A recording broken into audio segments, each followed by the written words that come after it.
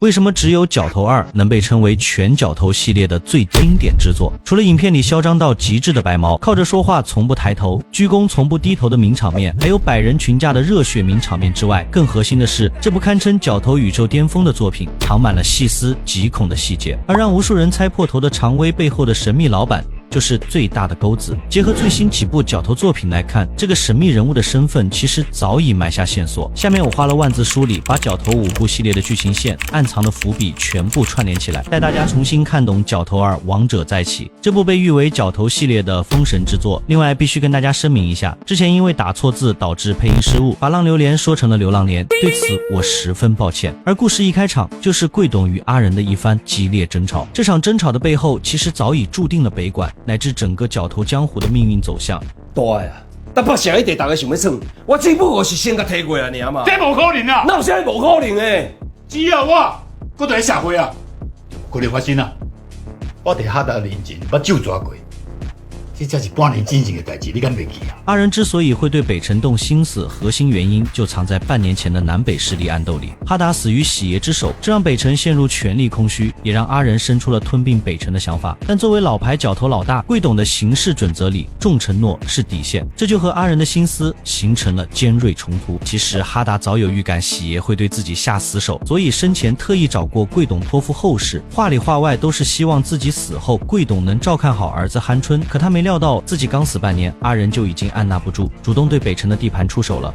臭咖逼，跟到下传家传小，你们想啊！我干你好啊！这也正是贵董愤怒指责阿仁不该对酣春下手的关键背景，这让所有人都产生了疑问。大家都知道阿仁重情重义，他为什么要对北辰下手？这完全颠覆了他以往的形象。阿仁之所以这么做，大概率是出于这层考量。大家都清楚酣春的能力，他根本撑不起北辰的地盘。阿仁心里盘算着，要是让酣春接手，北辰迟早会被其他势力盯上。一旦北辰被别人占了，那古势力很可能会跟北馆为敌。与其冒着这种风险，不如先下手为强，把北辰的地盘直接抢过来。也正因为这样，才有了片头的刺杀戏。虎一是酣春的换铁兄弟，既是哈达留给酣春的托孤大臣，也是北辰的2把手。只要除掉虎一，阿仁对付北辰就没了任何阻碍。可酣春这个憨憨被阿仁绑走时，还完全不知道虎一已经被做掉了。王主任，你处理代志处理到正人员，回去退休啊？退你也倒啦退，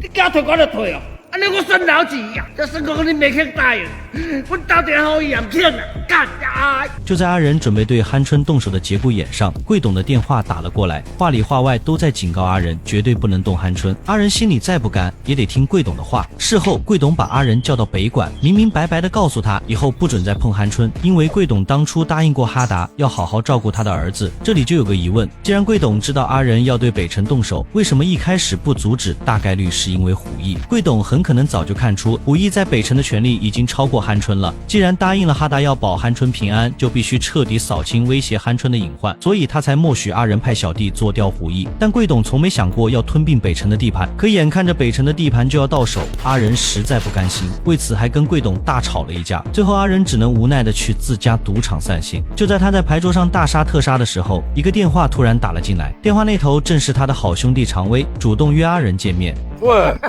大天，哇，好久不见，好久不见，好久不见。常威虽然不是北馆的人，但跟阿仁是从小一起长大的兄弟。他知晓阿仁突击北城被贵董拦下的事，表面上未多言语，内心却早已看透阿仁的困境。永春的地盘你没有拿下啊？卖公家了。他了解阿仁的为人，也知道贵董的规矩就像一道枷锁，将他束缚，才让他没能拿下北辰。这也是为什么接下来常威决定进苦窑进修时，会对阿仁说出那样一番话。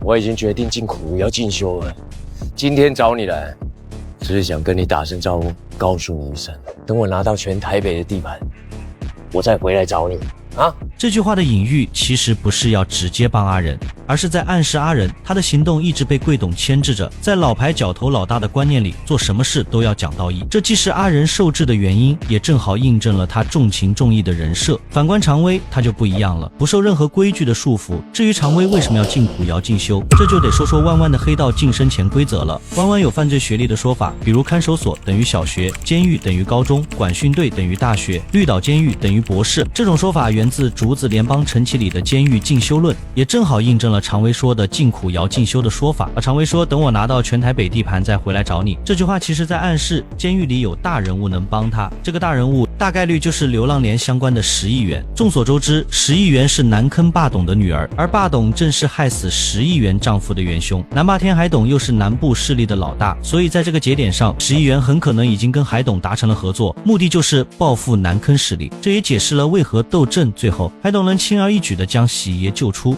有了这几层关系，便能说明常威在监狱的这几年成功搭上了这层人脉，因此他成立剑和会时，身边才会有2个人随行，一个是窦震里的阿彪，另一个是流浪连的白毛。这2个人本质上是派给常威调用的，并非他真正的手下。反观之后的几年，北管始终平静无波，阿仁也彻底放弃了北城的地盘。直到某一天，剑和会突然崛起，让弯弯的江湖再次陷入血雨腥风。这个帮派靠面粉生意发家，手下小弟甚至人手一辆小牛，而帮派的老大正是常威。他没忘记入狱前对阿仁说过的话，只不过阿仁只猜到了一半。他从未想过常威的目标是掌控全弯弯的地盘，而北城便是他的首要目标。所以常威第一时间便派阿彪和白毛前往北城。此时的白毛经历过流浪连的事件后，已彻底变成疯批模样。这个好，我把腿拿着。而说到这里，很多人可能会疑惑，在流浪连中，白毛亲手杀害了石议员的丈夫，身负这样的杀夫之仇，石议员为何迟迟不对白毛下手？原因其实有2点。首先，白毛为黑化前，是名牌大学的高材生，还曾协助世界哥研制出畅销的面粉，而剑和会恰好以面粉生意立足。白毛的这种特殊才能是石议员不杀他的原因之一。其次，她丈夫世界哥的死归根结底是南坑霸董造成的，北管只是间接参与，即便白毛没有黑化，世界哥最终也会被霸董铲除。这也是为何在流浪连中，石议员会对霸董说出那样一番话：爸，这敢是你安排的？好走不行就。我唔那是你的查某囝，我嘛是伊的某。结合此前的线索，再加上黑化后的白毛足够凶狠，这便是石议员不杀他的全部原因。而白毛此次出现在北城，也意味着酣春的结局注定是灭亡。王千代，我 boss 约你那么多次，你为什么都已读不回啊？你嘛是咧讲啥小？啊，你那是咧开小房的呢？那是走投无路的人咧整的。恁爸天我去啊！我讲是走投无路的，干！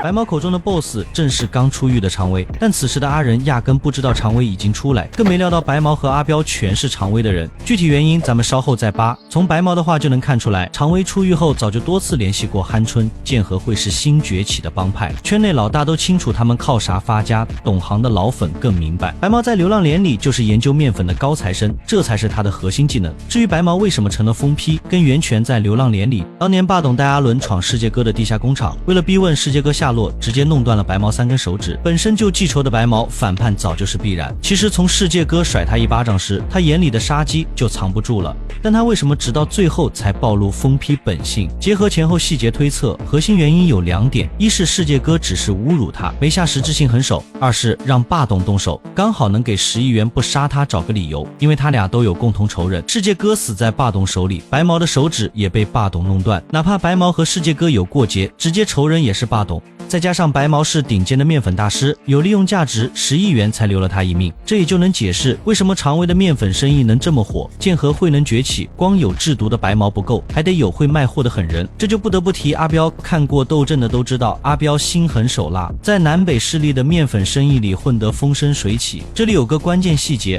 斗阵里玛莎特别偏爱阿彪的货，甚至想全包，但从没说过货的来源。结合斗阵中的细节，能推测出阿彪的货根本就是白毛做的。因为这里有一个细节，斗阵里阿超曾经找光头拿过货，而光头和白毛的关系不一般，这就把3人的货链彻底串起来了。这也能解释为什么常威的剑和会小弟都那么有钱，典型的自产自销。再说阿彪，他本来就被寇桑看中，但寇桑一门新思想让儿子继承家业，阿彪只能一直隐忍，直到斗阵里寇桑快死的时候，阿彪的反叛念头终于藏不住了，这才在寇桑临终前补了一刀。很多人不理解寇桑都快死了，阿彪为什么多此一举？结合阿彪的隐忍性格与反反叛动机来看，他想用寇桑的死表决心，彻底和旧势力切割，为自己找新出路。不过斗争结尾，麦克接到父亲死讯回国参加葬礼就没下文了，大概率是导演埋的伏笔。虽然故事线看似和角头一有关，但时间线根本对不上。角头一直讲顶庄和大桥头的恩怨，压根没阿彪，只能说阿彪的故事远比咱们想的复杂。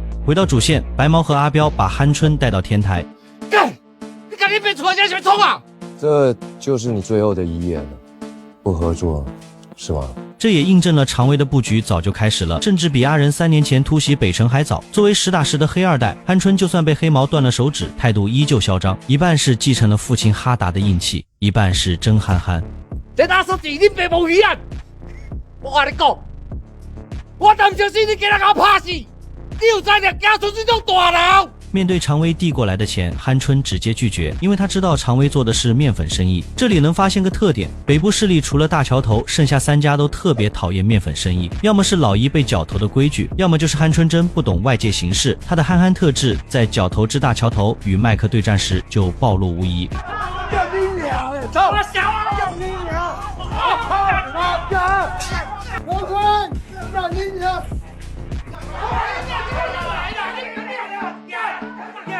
这边正打着群架，他甚至全程还没扔掉他手里的麦克风，全程像个搞笑担当。差飞啊！人家玩给你感觉卖赌啊！我都紧张啊！这和弯弯黑帮下死手的规矩完全相悖。导演或许是想刻画搞笑效果，但在弯弯江湖里，这就是致命缺点。常威最后讽刺了鹌鹑一句，随后就给阿仁打了电话。名字可能取错了，但外号绝对错不了。翁春，兄弟啊，是我啦，我回来了。3年前你没有拿下的地盘，我帮你拿下了。而此时的阿仁还没反应过来，电话那头是刚出狱的常威，更不知道对方的计划早在3年前就埋下了。其实常威的话里全是深意，他早就计划好了。3年前阿仁突袭北城，离成功就差一步，只因贵董一句话就放弃了。没看过的伙伴可以回头看第1集，搞懂贵董的规矩有多数妇人。在常威眼里，阿仁就是被旧规矩绑住了手脚，他现在突袭北城就是要告诉阿仁，你做不到的事，我常威能做到。两人看似只是简单问候，但常威的每句话都在点拨阿仁。挂掉电话，常威一个手势，鹌鹑这个扶不起来的黑二代最终走向了灭亡。你们中央，你搞反鬼，搞反鬼啦！鹌鹑一死，常威的野心彻底藏不住了。他直接带着小弟去了鹌鹑的葬礼。明眼人都知道鹌鹑的死和他脱不了关系，毕竟一方老大惨死肯定会引发江湖风波。但常威根本不在乎，他甚至拿出一笔钱给鹌鹑老婆装出慰问的样子。这波操作明着是在老牌角头面前炫耀势力，暗着是在蔑视成就道义。而这一切其实都是做给阿仁看的。接下来就是白毛的名场面，鞠躬从不低头，很少有人注意他身后的光头也是如此。这不是单纯的嚣张，而是剑河会对旧江湖规矩的公然蔑视。老牌角头讲究表面尊重，哪怕是敌人葬礼也要装样子。可常威的人连鞠躬都不肯低头，本质是在宣告新势力的规则里没有敬畏。葬礼结束后，常威直接带小弟找到阿仁，话里话外都在暗示，只要打破规则就能成功。好久不见，怎么样？我的排场还行吗？混得不错哦，兄弟都穿得蛮体面。当年我进去管训前，只有你来送我。今天我好了，我也要让你好。别开玩笑了，我没你那么好命。我 boss 尊重你，你才是老大，要不然你只是个。好在阿仁与常威及时拦下手下，一场大战的危机才得以化解。但这仅仅是北管与剑河会纷争的开端。随后，常威便将阿仁等人带到自己的仓库，表面是介绍生意，实则是想让阿仁在北管地盘给自己通路子。你听我的，把你的地盘放出来做通路，你和你的兄弟们就不用再赚那些辛苦钱了。阿仁想都没想就直接拒绝了。他心里清楚，鹌鹑的死绝对和常威脱不了干系，更何况通过常威的介绍，他也得知对方不只是做面粉生意，还涉及跨国军火交易，这些全是贵董最反感的生意。哪怕阿仁有过动摇，贵董的束缚与心中的道义也死死困住了他。常威显然也看出了这一点。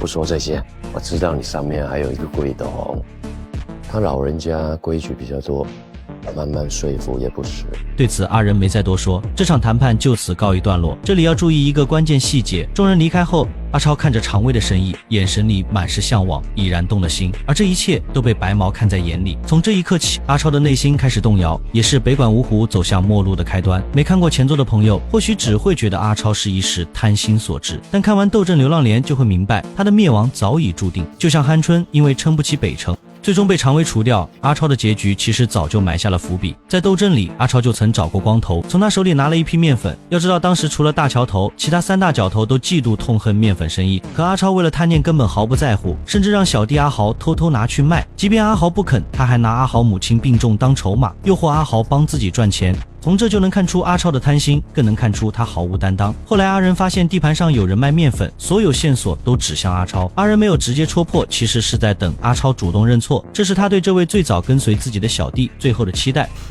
你老实讲，这个相救大，当然整下来没有啊？好在阿豪没把阿超供出来，但阿仁心里早已一清二楚，就想看看阿超有没有担当。可阿超非但不敢站出来，反而为了避祸，亲自下手把阿豪打成重伤。看到这一幕，阿仁瞬间怒火中烧。你大家拢给我听清楚，像啊，刚才整下来给我没有啊？我恁别处理啊！这一点足以说明，即便阿超是最早追随阿仁的人，此刻在阿仁心里也早已不再重要。这或许也是后来阿仁重用阿庆的关键原因。在流浪连里，阿仁特意让阿庆调查北管面粉案，就足以窥见一二。而阿超的灭亡伏笔还不止这一处。白毛来到北城后，当众撒钱的举动，进一步放大了他的贪心。这不好，会把腿打断。这或许是导演的刻意安排。阿超收下白毛的钱时，心里就彻底动摇了。也正是这一刻，他与白毛之间的因果已然种下。果不其然，在极度贪心的驱使下，阿超主动找到白毛，希望对方能带自己见常威。他大概觉得常威和自己老大阿仁是好兄弟，肯定不会对自己怎么样。可他完全想错了。从他主动接触白毛的那一刻起，就注定了灭亡的结局。看到白毛开的豪车，再走进常威的根据地，阿超彻底震惊了。这里的一切和他印象中的黑帮完全不同。所有人都打着领带，像白领一样做着现代化的生意往来。谁能想到常威的生意竟然做得如此正规？这一下更是让他的贪心翻了1倍。可当白毛把他带到常威面前时，却给了一直苦于找不到理由对北管下手的常威送上了机会。阿哥，我这个北管阿仁出来了，叫我阿超就 OK 了。来干嘛的？来买药啊！我问你，你觉得卖药低级吗？你那样你讲了，就赚钱啊。可你们仁哥说你们的角头非常高尚，不缺钱。阿超根本不知道常威的意图是想通过敲打他，告诉阿仁他的小弟都敢打破规则，你这个老大反倒不如小弟。再加上白毛当众暴揍阿超一顿，更像是常威在向阿仁证明思想被规则束缚，到最后只会落得被打的下场。这一点和酣春很像，但酣春不是被规则束缚，而是真的没能力。反观阿仁明明有能力，却被规则捆住了手脚，到头来和酣春没什么两样。把阿超打个半死之后，常威又把他带到了钓虾馆，随后就有了疯批白毛被钓虾馆老板娘对的名场面。老板，没事啊，放黑啊！没事！收到消息的阿仁立刻带着北管的兄弟赶了过来。这场谈判也意味着新旧势力的关系彻底破裂。此时的常威正悠然自得地唱着歌，显然这一切都在他的计划之中。阿仁到来后，二人先是对唱了一番，这一刻看似情谊尚存，可接下来的对话却让两人的距离越来越远。你不跟我搞生意是吧？结果你的小弟阿超，是叫阿超，我没记错吧？他竟然背对着你来跟我买药，所以我帮你教训了他。常威的话其实已经说得很明白，阿仁受贵董影响，守着菜市场般的地盘，迟早会被他们这种新生势力吞并。就像伟人说的，落后就意味着挨打，阿超就是最典型的例子。所以常威就是想拿阿超当棋子，给阿仁最后一次合作的机会。我也帮你和你的小弟们都规划好了，北城和北管2个角头合并，然后叫你的小弟们在那一片街上每家放药，血海了。可没想到阿仁还是拒绝了。从这就能看出，即便被贵董的规矩束缚，阿仁骨子里依旧坚守着心中的道义，从一开始就没打算和常威合作。虽说他最初也想拿下北城地盘，但那只是抢地盘和卖面粉这种底线生意完全不搭边。而阿仁接下来的话，直接把二人的情谊推到了谷底。老弟，如果我不照你的意思走，那我们的下场不就跟我们村的一样？你也被他吼给了，对吧？别这么搞啊！没有必要把我这个老兄弟逼成是你最可怕的敌人。常威说出这句话时，就意味着两人的观念已经彻底分歧。随后，常威拿出当年阿仁送给他的牌九，这一刻开战已成必然。你送给我这张 Lucky Seven， 我想你现在更需要运气了。从常威的话里就能听出，他早已胜券在握。紧接着，常威接到一个电话便起身离开。阿仁似乎察觉到了话里的深意，联想到3年前常威说过的话，当即开口质问：当初你在规划你的版图的时候，有没有把今天这一局加进去？常威没有任何回答，但他的沉默已经说明了一切。3年前他就已经布好了吞并北城的局，这让阿仁心里满是失落。或许在所谓的江湖里，利益从一开始就藏在情谊的布局之中。就在阿仁准备离开时，一场大战已然箭在弦上。杨哥，一个几多？我今晚是安怎？人有代志还无算。干你娘老鸡掰，不是在敲啥小啦？我赶到来啊！随着阿彪的一个手势，剑和会与北管的大战就此爆发，双方人数旗鼓相当，但北管明显占据优势，这就不得不提胖达，他在角头宇宙里台词寥寥，却是北管五虎的战力天花板，北部势力无人能与之单挑，这一点从大桥头冲突、流浪连事件的暴击输出便能直接印证。由于体型优势，胖达面对3、4个人根本不在话下，每次出击皆是暴击。讲到这里，有人可能会说麦克的实力也很强，但从综合几次冲突来看，麦克或许根本不是胖达的对手。虽然几次冲突中麦克仅受轻伤，核心原因还是两人的身份天差地别。麦克作为大桥头太子，背后有身份豁免权，黑帮从不会轻易动掌权者后代，这是地盘博弈的潜规则。而胖达虽是北管五虎之一，本质只是冲锋陷阵的武力工具人，一个是半文半武的掌权者后代，一个是纯靠武力输出的执行者。这种身份差异早已注定了武力上的差距，相对比于阿庆、胖达的战力明显更胜一筹。但如果是阿庆的好兄弟阿猛，或许能与胖达一较高下，只不过剧情设定让阿猛最终死于蝎子之手，不然北管战力又能多加1分。若当初蝎子没有针对阿庆、阿猛几人，如今的北管格局或许会完全不同。麦克可能会早就结束统一北部势力的野心，因为阿猛身上有着和阿仁几分相像的特质，除了遇事冷静，阿猛的战力也的确不俗。从他独自找到蝎子便能看出，仅凭一己之力对抗蝎子3、4个手下完全不成问题，只不过过度消耗之下，再加上蝎子打破了黑帮不群殴、不偷袭的默认规矩，这才让蝎子有了可乘之机，最终导致阿猛被刺伤而亡。但反过来，若当初阿仁答应让他们直接加入北管，而非让阿猛独自解决蝎子的事情，北管的格局也会截然不同。毕竟阿猛除了有战力，做事还不会像阿庆那样冲动，这就不会间接导致后续贵董的死亡，一连串的蝴蝶效应也不会就此发生。胖达不会因为阿庆的冲动被阿彪针对而死，他的好兄弟潘帅也不会因此走向逃亡之路，最终因受不了独自一人的孤独而了结了自己一生。而这一切终究没能发生，核心原因还是老牌角头的规矩所致。在老牌角头的逻辑里，让阿猛独自解决与蝎子的恩怨，不是单纯的为难，而是规矩本就如此，只有通过考验获得认可，才能给他足够的发挥空间。其实这原本就是走个过场，早在阿猛打劫酣春赌场时，阿仁就已经起了爱财之心。各位大啊，想配合者。阿姐，马王这样，马王这来。阿奇贴要营造。这种敢打敢冲的魄力，正是北管新生代需要的战力。阿仁的爱财之心早已显露无遗。若阿猛能从蝎子手下成功走出来，凭借阿仁的扶持，他在北管的地位绝不会低。可剧情的走向终究逃不开现实般的宿命。从阿猛被迫独自面对蝎子，到贵董、胖达接连陨落，再到潘帅走上绝路，这些看似零散的悲剧，实则早已被老牌规矩的束缚与江湖的残酷定格成无法更改的命运。我歹势啦，我较含慢讲话啊。我的意思是讲，若要对，就要对一个真正的老大。若本事，个人的代志先去瞧清楚，瞧了若会好势，后面的代志咱再过来瞧。回到主线战场，这一战北管本应稳操胜券，但在绝对火力差距面前，老牌角头的战力终究显得力不从心。或许是导演刻意为之，也可能是阿仁没料到会与常威提前开战。他们并未准备充足火力，这也给了白毛可乘之机。他从电视机后面拿出一把喷子，疯批属性彻底爆发，准备直接向阿仁开枪。好在阿超及时挡下，自己却因此丧命。他终究为贪心付出了代价。最终这场大战以北管败北告终，而这仅仅是剑和会与北管再次大战的导火索。当阿仁等人退回到北管之后，阿仁先是安顿好北管的兄弟，然后便给贵董打去了电话。毕竟出了这么大的事情，他不可能不向贵董汇报。大今嘛不是我无用讲，你唔着看对方要好我甲讲。大你较早甲我讲，我拢知影，我也拢有听你。啊，若无我，你的个性你上解清楚。即嘛重点是我的少年替我动政治，啊，即嘛人亡心啊。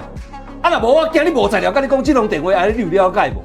从阿仁的话里能看出，贵董想将此事压下，这让被规矩束缚手脚的阿仁极为不满，却终究压下了火气。其实从这里就能看出，阿仁输的不是贵董定下的规矩，而是他自己内心的隐忍与权衡。而此时，阿庆的冲动开始显现。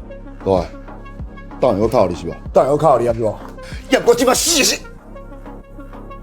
从阿庆的表情能看出，他心里已然埋下不满的种子，这颗种子终将在贵董心脏病突发时彻底发芽。看到这里，有人会觉得阿仁不如阿庆敢拼，但实则并不是这样，因为阿庆做事是不计后果的，相对比阿仁在某些层面上要比阿庆稳重得多，他做事完全有自己的计划。就比如窦震突袭南部追杀喜爷的那一幕，他都是事先来到南部拿到军火后才行动，但阿庆却不是这样。这一点通过稍后的自作主张便能窥见一二。他带着潘帅、宗保、胖达准备袭杀白毛，以此来给阿超报仇，可他从未想过袭杀白毛的代价。作为剑和会首席面粉大师，这样做无异于彻底加剧剑和会与北管的矛盾。在给阿超祭拜完之后，他们四人通过踩点终于抓住了白毛之身前往夜总会的空档，就等着白毛出来一击必杀。然而此时的白毛还全然不知危险降临，在吸食大量面粉之后，他的疯批属性显得更加极致。有人会问白毛的战力如何，但从综合表现来看，他的战力远不及北管五虎，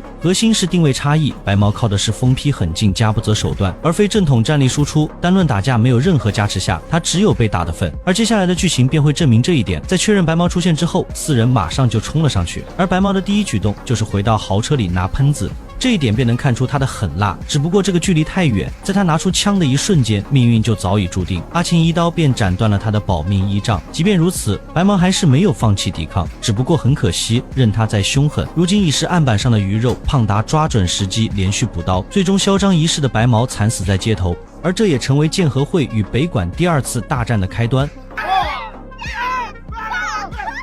而对于阿庆四人的冲动之举，阿仁马上找上了他们。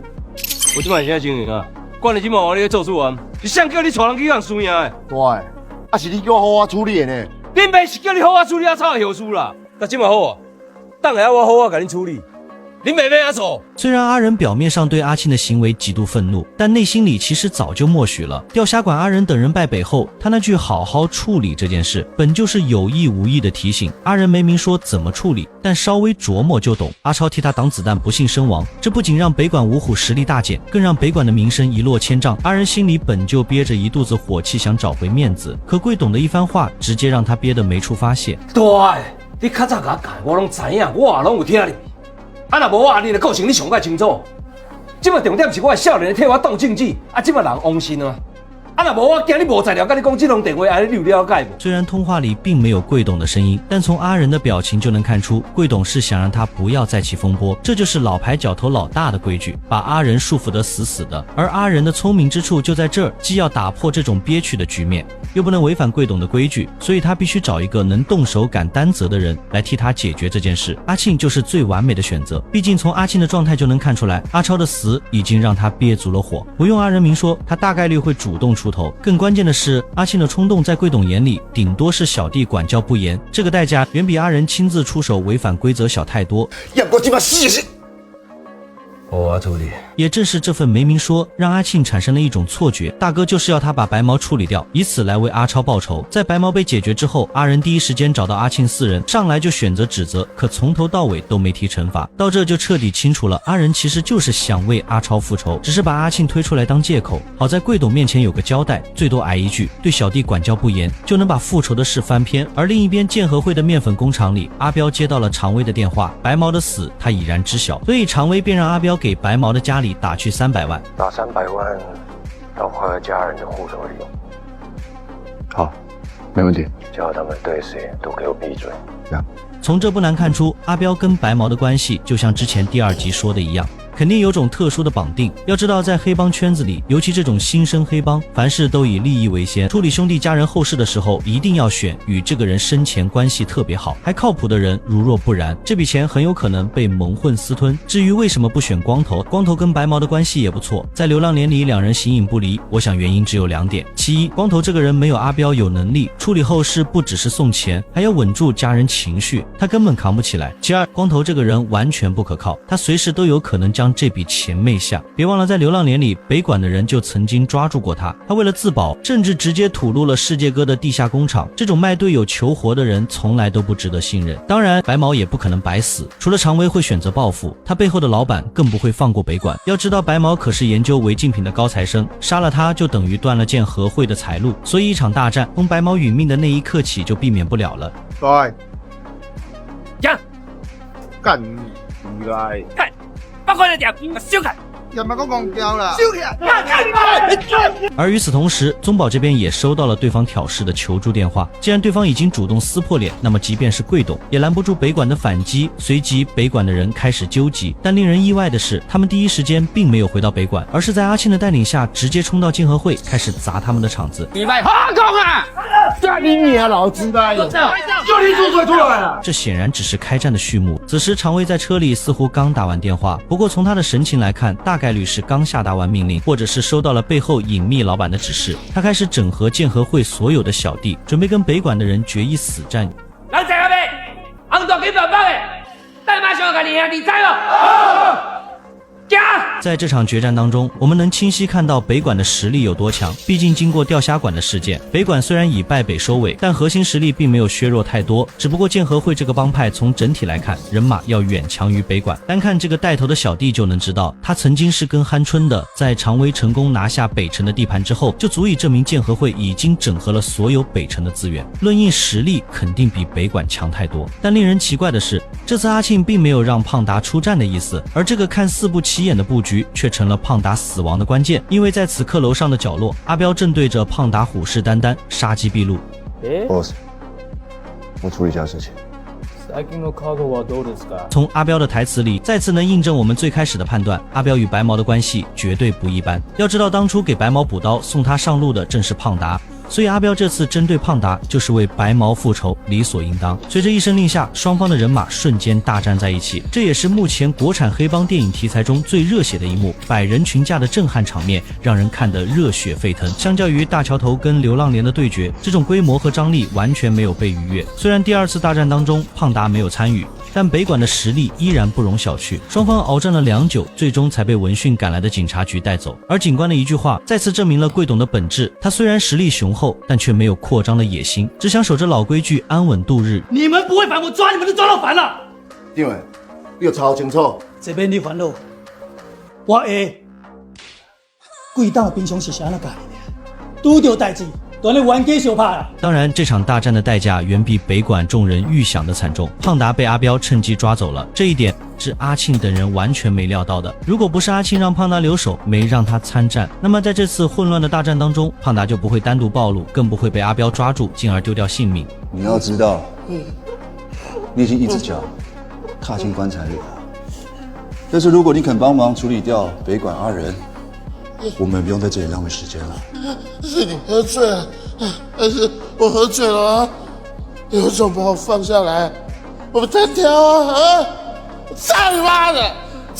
虽然胖达在整个角头系列里没有几句台词，但他对北管对阿仁的忠心，所有人都有目共睹，他是绝对不可能背叛阿仁的。而从这一点也能看出，白毛与阿彪之间两人都透着一股狠劲，但不同的是，阿彪的狠是深沉且阴险，白毛的狠则是纯粹的疯批。这也能看出阿庆的布局完全没有阿仁精准，如若是阿仁操盘，绝对不会让胖达单独处于危险之中。只不过这场二番战给北管来得太措手不及，就像是当初阿庆等人伏击白毛一样，毫无预兆。但唯一的错是阿仁明知道阿庆等人击杀白毛的后果，却没让北管做任何防备，这才是最大的失误。还有一种可能，阿仁其实早就知道剑河会报复，但却受到贵董不准再起风波的限制，没能提前布局。这一点从刚才警官说的话里就能间接印证。那么大家是怎么认为的？胖达的死究竟是怨阿庆的冲动布局，还是怨阿仁被规矩束缚，没提前设防？为了杀人诛心，阿彪甚至还将胖达的尸体送回了北管。这不仅仅是赤裸裸的示威，更是在向整个北管宣告新旧两股势力的强弱区别。虽然北管看似足够强大，但在老规矩的束缚之下，他们在剑河会这种新势力面前终究显得不堪一击。胖达的下场就是最直接的证明，而这也是整部角头里最痛心的一幕。阿超的死是他贪心性格与新旧势力冲突的必然结果，但胖达的死完全是新旧势力对决的牺牲品，他没做错任何事，却成了权力斗争的垫脚石。所以这场二番战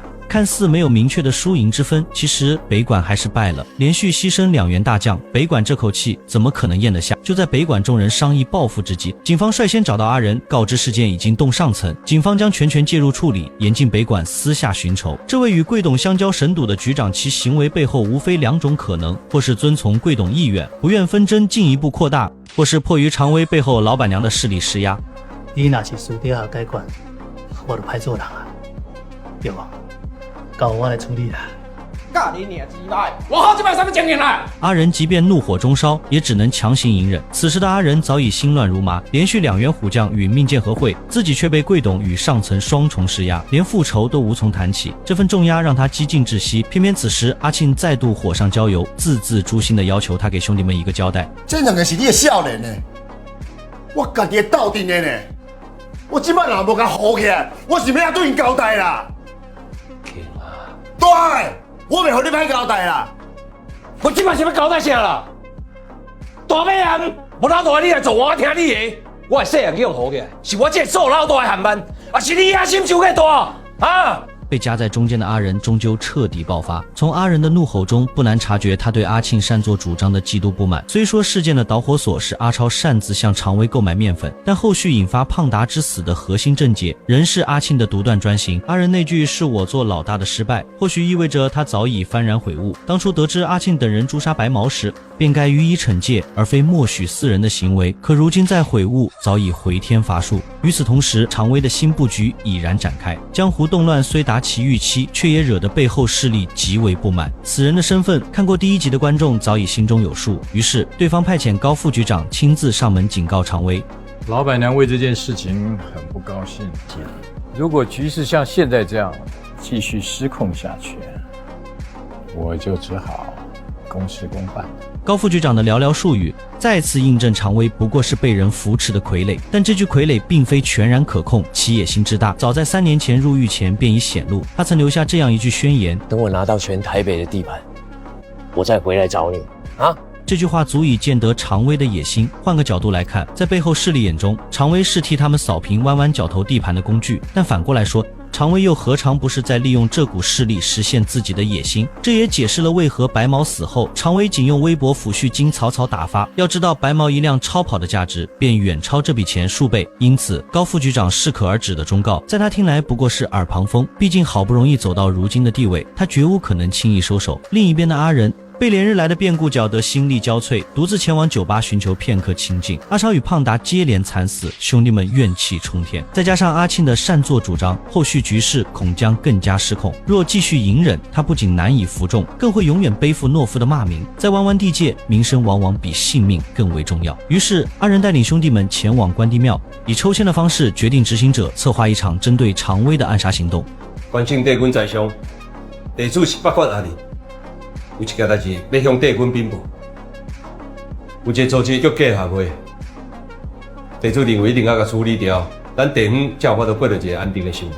阿仁选择暗杀，实则是深思熟虑后的无奈之举。明面上开战，不仅会受到贵董的牵制，更要直面常威背后的强大势力。正如此前推测，警方的施压大概率便是这股势力的手笔。若贸然以北管名义全面开战，北管付出的代价将远超前2次冲突，甚至可能面临灭顶之灾。而选择抽签的方式，皆因这场行动本就是九死一生。若阿仁指定人选，事成则会落下偏心的画饼，导致北管内部人心涣散；至败则要背负宋兄弟赴死的愧疚。在如今的局势下，这无疑会成为压垮他的最后一根稻草。这也正契合黑帮以天意裁决的隐性规矩，将选择全交与天意，足见阿仁的心思远比阿庆成熟，甚至在某些方面比顶庄的清风更为沉稳。然而命运的竹签最终落在了宗保手中，阿庆当场便预判宗保大概率会失败，他们自幼便是兄弟，他深知宗保生性懦弱，但他的劝阻终究被阿仁驳回。我来处理就好，这是规矩。呀，小明。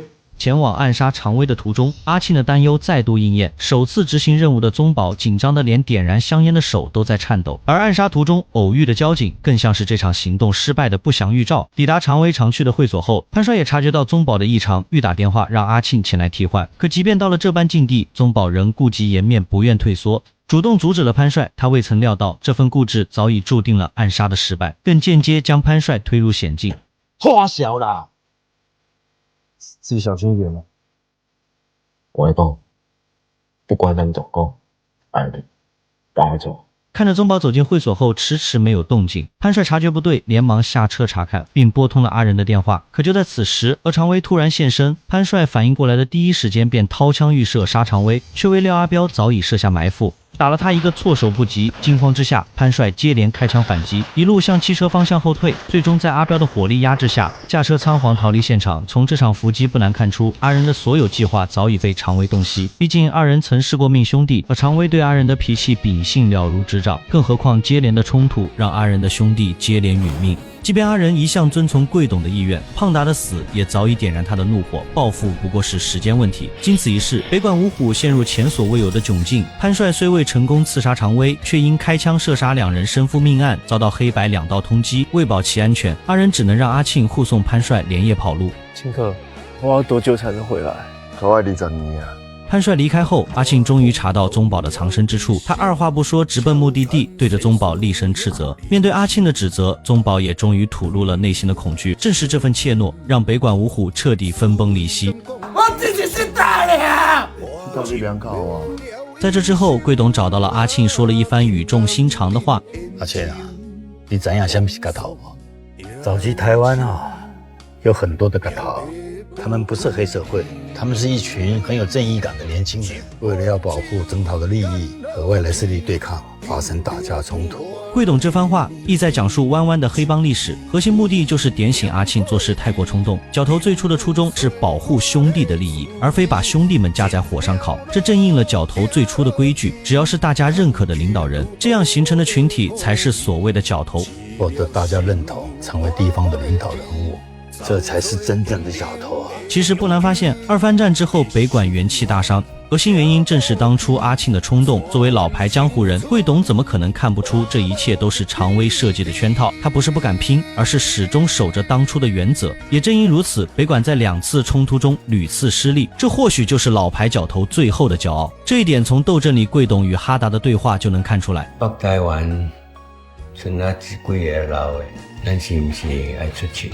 这份骄傲的代价实在太大了。哈达被喜爷刺杀的那一刻，就注定他们坚守的规矩在新生代势力面前注定要被淘汰。可阿庆显然没听进去这些话，兄弟的惨死与逃亡让他心里只剩下复仇。他从没反思过，正是自己的冲动间接导致北管损失惨重，不仅害死了胖达，连年龄最小的潘帅都背负罪名亡命天涯。而最窝囊的当属宗保，他不仅临阵脱逃，没敢执行暗杀常威的任务，还像丧家之犬一样躲了起来，连大哥阿仁的面都不敢见。如今昔日阿仁身边的五虎只剩下阿庆一人，要是事态继续恶化，北管的基业恐怕就要不复存在。于是贵董找到阿仁，想亲自出面解决这件事。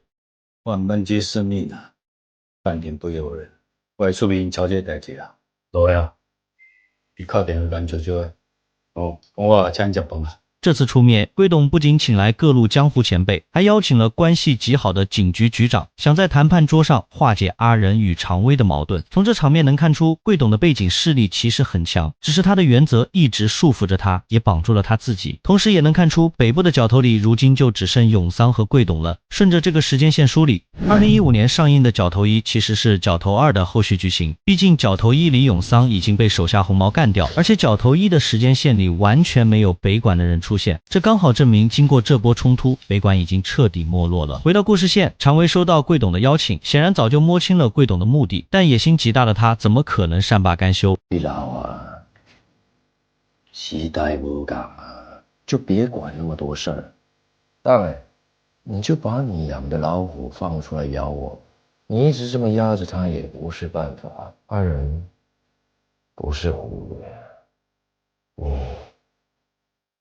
你也不是张天师啊。常威口中的虎爷是江湖里对杀伐果断之人的尊称，他说这话就是在暗指阿仁不够狠，甚至嘲讽阿仁是旧时代的义字牌坊，软弱无能，根本配不上和他这种新生代黑帮抗衡。在他看来，弱肉强食才是现代黑帮的生存法则。至于张天师，大家都清楚是民间信仰里驱邪正轨的代表。常威那句你也不是张天师，则是彻底把贵董当成了纸老虎，嘲讽他那套以和为贵的老规矩，还有老套的威信牌坊，在新时代的权力格局里早就过时了。这场会谈显然全在常威的意料之中，他就是要把这些老牌角头老大的面子按在地上摩擦，这就是所谓的长江后浪推前浪，新旧时代的更迭。从来都这么残酷。面对常威的羞辱，贵董全程没发脾气，或许他是真的老了，没了年轻时的冲劲，如今只想守着自己的原则，安享晚年，保住北管的基业就好。可他万万没想到，自己的想法从一开始就错了。常威虽是新时代的佼佼者，但北管内部的年轻一代根本不听他的。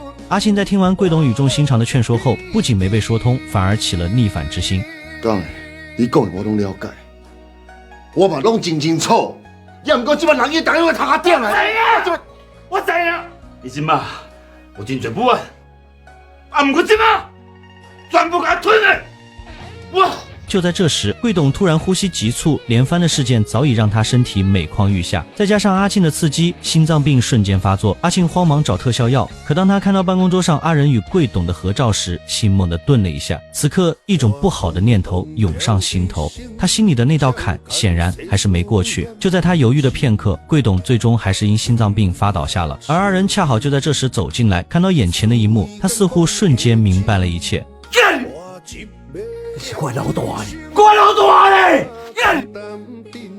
这一刻，阿仁心里彻底对阿庆失望，甚至参加完贵董的葬礼都没让阿庆送自己回家。难道这就是阿庆想要的结果吗？从这一点能看出，他当初的犹豫或许只是觉得受了欺负就要还回去，脑子里只有复仇与反击，完全没把贵董的话听进去。其实贵董的思想虽显老旧，但核心逻辑并没有错，不扩张地盘，只为保证庄内利益，维护兄弟们的安全。阿庆的想法也没错，挨打了就要回击，这是正常人的思维，想不被欺负就要用实力证明自己。可错就错在贵董太保守，阿庆太冲动不计后果，而阿仁则被道义牢牢捆绑。接连的打击之后，潘帅的遗书更是让阿庆悲痛欲绝。曾经的北管五虎，如今就像过眼云烟般消散。我真的很想家，只是20年太久，真的太久，没有你孤单。对，金哥，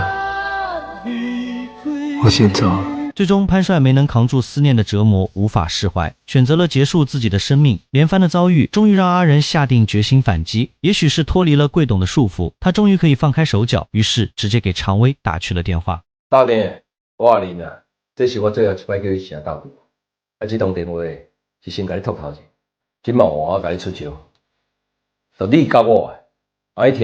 挂掉电话，常威显得格外沉默。或许他也没想到，曾经的好兄弟会走到今天这一步。这一次，他想做个了断。阿仁显然知道，这次面对常威是九死一生，于是让柱子把阿庆叫回来。在他心里，或许还是认可阿庆的。若自己遭遇不测，很可能会让阿庆接手领导北管。之后，他回到家里，也再次印证了这个想法。姐姐，车一定要好好打，大汉以后，才当好好拍拼水啊。都袂像爸爸这么呢，哎呦，不要去讲输呀。与此同时，被召回北管的阿庆一进门就知道要出事，赶紧给阿仁打去电话。可此时的阿仁正在和常威叙旧，还再次问出了那个问题：3年前你要用来管的时阵，敢有甲给你记个数？阿仁啊，你知道我现在最羡慕的是谁吗？是你呀，不用怀疑毛血，就有那一帮好兄弟在背后支持我。我呢，看看我大把钱，身边没有一个我可以信任的。这一步棋，不是我没算到，只是没有想到是这样的结局。从常威的话里不难看出，他其实早就把一切算明白了，但那句没有一个可信任的，终究证明他只是个傀儡。看四剑和慧仁多示众，可这些人效忠的不是他，而是他背后的10亿元。关于10亿元的身份，我们第1集就讲过，他看似成功，实则一直被背后的势力束缚。阿彪和白毛就像一双眼睛，时时刻刻盯着他。接下来的一幕更印证了常威的无奈。谁叫我来着啊？啊！报警！时间差不多了，这里就交给他们吧。阿仁啊，这个世界已经不是你我说了算。一场大战已无法避免，好在阿庆洞察到阿仁是要单刀赴会，在关键时刻赶了过来，双方随即展开火拼。这一次懦弱的宗保彻底变了，变得勇猛无比，经过兄弟几人的联手输出，终于将剑和会的人一网打尽。就在这时，警笛声响起，为了扛起所有事，阿庆跟宗保毅然选择承担一切，帮阿仁挡下了所有罪责。显然经过这一系列变故，阿庆已经真正成长了。宗保，那无管了，咱刚刚5港相拍啦，犯违规啦。国港相拍，你替我叫话而已。伊若要咱乌白母哦，出来免叫我老大的。好，我会甲讲啊，对，爱去的。阿庆口中的那家伙其实就是常威。事后常威被高副局长叫回住处，遭到了严厉指责。别管北辰东业，剑和会已经拿下整个大台北，整个北台湾的地下秩序，以后都是我说了算。从常威的话里能听出，他拿下北辰与北管开战，全是背后10亿元的受益，目的就是掌控北部大部分势力。可这次事件闹得江湖动荡，让10亿元极为不满。老板娘已经决定了，我们的合作到此为止。我告诉你，从来只有我教人做事，没人敢教我。常威的笑容意图很明显，他虽是傀儡，却早已经买通阿彪，准备反抗。可最后的镜头里只出现了常威被枪杀的场景。也许常威足够精明，但终究没算到最后一步。阿彪从始至终就没背叛过10亿元，或许只是一直在陪常威演戏，这足以见得10亿元的势力有多恐怖。下棋的人终究还是被布局者吃得死死的。至此，影片结束。我是黑牛，我们下部经典港片解析不见不散。